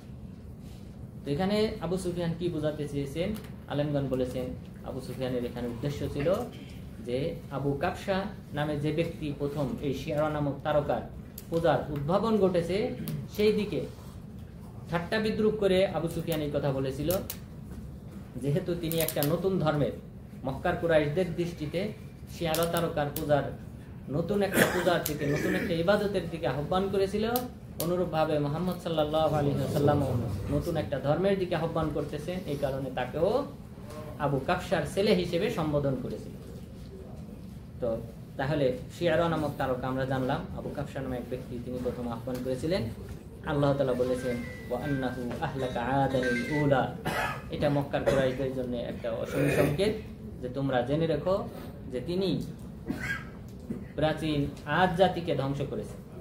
তো তোমাদের জেনে রাখা উচিত, তোমরাও যদি এভাবে বিরোধিতা করো, নবীর বিরোধিতা করো, আদ জাতিকে যেভাবে ধ্বংস করা হয়েছে তোমাদেরকেও এরকম ধ্বংস করা হতে পারে। সামুদা ফামা আবকা, সামুদ জাতিকে আল্লাহ তাআলা ধ্বংস করেছিলেন, ফামা আবকা, তাদের মধ্যে কাউকে অবশিষ্ট রাখেন না, সবাইকে ধ্বংস করেছেন। ওয়াকাউমা নূহিম মিন ক্বাবল, ইতিপূর্বে নূহ আলাইহিস সালামের সম্প্রদায়কেও আল্লাহ তাআলা ধ্বংস করেছেন। ইন্নাহুম কানু হুম আযলামা ওয়া আতগা, এবং তারা ছিল আরো বেশি জুলুম ও বাড়াবাড়িকারী। তাহলে এই কওম নূহ আলাইহিস সালামের সম্প্রদায়কে আল্লাহ তাআলা ধ্বংস করেছিলেন। নূহ আলাইহিস সালামের কওমরা ছিল বর্তমান যে ইরাকের কুফা নগরীতে, তাদের বসবাস ছিল এখানে তাদেরকে প্লাবনের মাধ্যমে ধ্বংস করা হয়। পরবর্তীতে তারা, অর্থাৎ নূহ আলাইহিস সালাম অবস্থান নেন বর্তমান যে তুরস্ক আছে, তুরস্কে তিনি এখানে জুদি নামক পর্বতে অবতরণ করেন। এরপর ওয়াল মুতাফিকাতা আহওয়া, এবং মুতাফিকা মানে হলো উল্টানো জনপদ, যেই জনপদকে উল্টিয়ে দেওয়া হয়েছিল সেই উল্টানো জনপদকেও আল্লাহ তাআলা ধ্বংস করেছিলেন। তাহলে উল্টানো জনপদ কারা? লূত আলাইহিস সালামের সম্প্রদায়, যেটা বর্তমান জর্ডানে অবস্থিত, ডেড সি, যেটা ডেড সি, মৃত সাগর, এই মৃত সাগরের এই অঞ্চল, এখানে তারা বসবাস করত। এটাকে জিবরিল আলাইহিস সালাম তার পাখার মাধ্যমে উপরে নিয়ে এরপর উল্টিয়ে নিক্ষেপ করেন, অর্থাৎ তাদেরকে আসমান থেকে পাথর বর্ষণ করা হয়, পাথর বর্ষণের মাধ্যমে ধ্বংস করা হয়, এরপর জমিনটাকেও উল্টিয়ে দেওয়া হয় তাদের জঘন্যতম অপরাধের কারণে। ওয়াল মুতাফিকাতা আহওয়া, উল্টানো জনপদবাসী তাদেরকে আল্লাহ তাআলা ধ্বংস করেছিলেন। ফাগাশশাহা মা গাশশা, তাদেরকে শাস্তি আচ্ছাদন করে নিয়েছিল, যে শাস্তি আচ্ছাদন করার, অর্থাৎ আসমান থেকে পাথর এসে ধ্বংস করা হয়, বিকট আওয়াজের মাধ্যমে ধ্বংস করা হয়, এরপর জমিনটাকে উল্টিয়ে দিয়ে তাদেরকে ধ্বংস করা হয়। ফাবিআইয়ি আলাই রাব্বিকা তাতামারা, সুতরাং আপনি আপনার রবের কোন নিয়ামতের ব্যাপারে সন্দেহ পোষণ করবেন? সন্দেহ করার কোনো সুযোগ নেই। হাদা নাযীরুম মিনান নুযুরিল উলা, তিনি হলেন, অর্থাৎ মুহাম্মদ সাল্লাল্লাহু আলাইহি ওয়াসাল্লাম, তিনি হলেন আল্লাহ তাআলার পূর্ববর্তী যে সকল সতর্ককারী এসেছিল তাদের মতোই, তাদের মধ্য থেকে একজন সতর্ককারী। পূর্ববর্তীতে যে সকল নবী রাসূল এসেছিলেন সেই সকল সতর্ককারীদের মতোই তিনি একজন সতর্ককারী। আজিফাতিল আজিফা, মহাপরলয় ঘনিয়ে এসেছে, অর্থাৎ কিয়ামত ঘনিয়ে এসেছে। লাইসা লাহা মিন দুনিল্লাহি কাশিফা, এই পরকাল সম্পর্কে তথা কিয়ামত সম্পর্কে আল্লাহ ব্যতীত অন্য কেউ এই বিষয়টা ব্যক্ত করতে পারে না, অর্থাৎ এই বিষয়ে অন্য কোনো ব্যক্তির ইলম নাই। সুতরাং কখন ঘটবে এই বিষয়ে আল্লাহ ছাড়া অন্য কেউ বলতে পারে না। আফামিন হাযাল হাদীসি তা'জাবুন, তোমরা এই কথায় আশ্চর্য বোধ করো যে কিয়ামত সংঘটিত হবে। ওয়া তাযহাকুন ওয়া লা তাবকুন, তোমরা হাসো ক্রন্দন করো না। ওয়া আনতুম সামিদুন, নিজেরা অলসতা করো। ফাসজুদু লিল্লাহি ওয়া'বুদু, বরং তোমরা এক আল্লাহ তাআলার সিজদা করো, এককভাবে তার উপাসনা করো। এটাই প্রথম সূরা, যে সূরাতে সিজদার আয়াত অবতীর্ণ হয়েছে। সুতরাং এই আয়াত আপনারা সিজদা দিবেন। সর্বশেষ আয়াত ফাসজুদু লিল্লাহি ওয়া'বুদু, তোমরা এক আল্লাহর সিজদা করো, তার উপাসনা করো। এই আয়াতটা যখন সূরা নাজম রাসূল সাল্লাল্লাহু আলাইহি ওয়াসাল্লাম পাঠ করেন, তখন মক্কার কুরাইশরা, কাফেররা, মুসলিমরা সবাই সিজদায় লুটে পড়ে, একজন ব্যক্তি ব্যতীত, উমাইয়া ইবনে খালদ। সেই ব্যক্তি শুধুমাত্র তার দুই হাতকে এইভাবে করে তারপর দুই হাতের উপর সিজদা দেয়। পরবর্তীতে এই ব্যক্তি কাফের অবস্থায় মারা গিয়েছিল। তো তাহলে এই আয়াতে সিজদা দিতে হবে। এটাই প্রথম সূরা যে সূরাতে সিজদার আয়াত উল্লেখ হয়েছে। সিজদার আয়াত মোট 10টি আয়াতের ব্যাপারে আলেমগণ একমত হয়েছেন, আর ইখতিলাফ আছে। তো সেই হিসেবে সব মিলিয়ে 15টি আয়াত, ইখতিলাফ বিশিষ্ট সব মিলে হয় 15টি আয়াত। আর 10টি আয়াতের ব্যাপারে আলেমগণ একমত, এই সিজদার আয়াত রয়েছে। আর বাকিগুলোর মধ্যে ইখতিলাফ আছে, তবে সিজদা দিতে হবে। বাকিগুলোতেও সবাই সিজদা দিবেন, মোট 15টি আয়াতে। তো তাহলে আজকের আলোচনায় আমরা যে মূল বিষয়গুলি জানতে পারলাম তা হলো, আল্লাহ তাআলা এই সূরা নাজমে মেরাজের যে ঘটনাগুলি ঘটেছিল সেখানকার কিছু ঘটনা আল্লাহ তাআলা এই সূরাতে উল্লেখ করেছেন। জিবরিল আলাইহিস সালামকে রাসূল সাল্লাল্লাহু আলাইহি ওয়াসাল্লাম দুইবার সশরীরে দেখেছিলেন, আর তিনি 600 পাখা বিশিষ্ট, এমন উত্তম চেহারা বিশিষ্ট এবং সুঠাম দেহের অধিকারী, এই হিসেবে আল্লাহ তাআলা এই সূরাতে উল্লেখ করেছেন। এরপর আল্লাহ তাআলা কয়েকটি জাতিকে ধ্বংস করার কথা উল্লেখ করেছেন এবং কয়েকটি বিচ্ছিন্ন ঘটনা উল্লেখ করেছেন, যেমন উমাইয়া ইবনে খালফের বিষয়, ওয়ালিদ ইবনে মুগীরার বিষয় আল্লাহ তাআলা উল্লেখ করেছেন। তা আল্লাহ তাআলা যেন তার সম্পর্কে জেনে বুঝে আমল করার মাধ্যমে আল্লাহ তাআলার নৈকট্যশীল বান্দা হওয়ার তৌফিক দান করেন। আমিন। আকুলু কাওলি হাদা ওয়াস্তাগফিরুল্লাহ লি ওয়া লাকুম ওয়া লিসাইরিল মুসলিমিন।